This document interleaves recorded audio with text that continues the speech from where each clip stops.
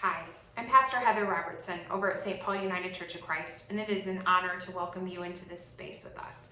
Thank you for taking the time to join us online.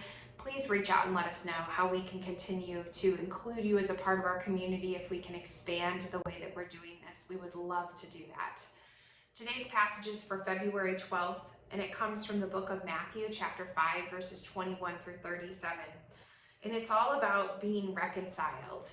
This is the passage where we see Jesus moving throughout the Beatitudes and the Sermon on the Mount, continuing to really lay down this first large sermon, one that has been studied, considered, given perspective for years upon years. And in this particular passage, Jesus is talking about anger. He's talking about what anger is, and he likens anger to murder.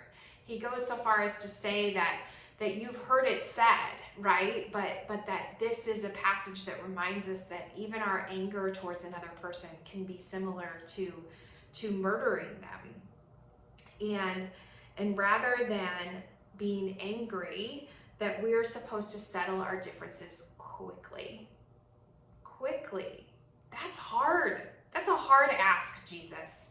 That is a hard ask, that we should settle our differences quickly. It's hard enough for me to settle minor differences quickly, but to really settle those big grievances, those big frustrations, those big differences, those large looming differences, how are we supposed to settle those quickly?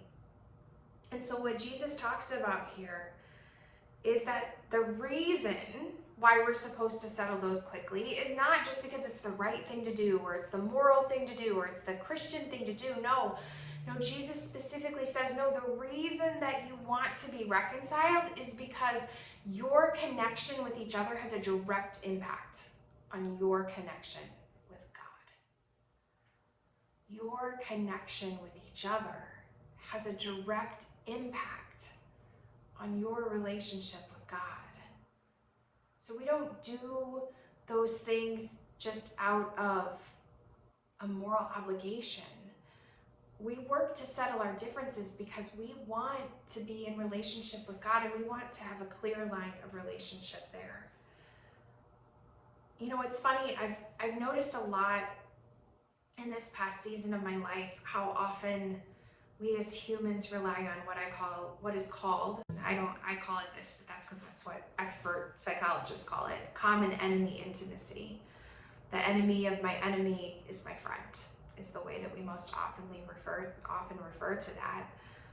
And the reality is that is a quick way to develop a connection, having a common enemy. But a quicker way and better way is to have a common mission. Rather than having a common enemy and complaining, let's make a commitment and have a common mission that we're working towards. What is it that we're angry about? What is that telling us about ourselves and what we might be projecting onto someone else? What is that telling us about the relationship that we have with the world around us? What is that telling us about the call that God has for us? When we get angry, there's a reason. Let's get curious. Why am I angry about this? Will you do that with me this week? When anger tries to rise up, will you get curious and invite God into that space? God, illuminate for me why I am so frustrated by this. Illuminate for me why this is so maddening to me. Help me understand what it is about my call that is connected to this sense of pain. And then with God's help, we can be reconciled. Let us pray. God, the Creator, God the Redeemer, and God the Sustainer, you three in one are reconciled at all times and in all ways. And we ask for your power to reconcile us, to help us to have understanding for people who we don't see eye to eye with, and to care for people in a way that shows that we are at one with you.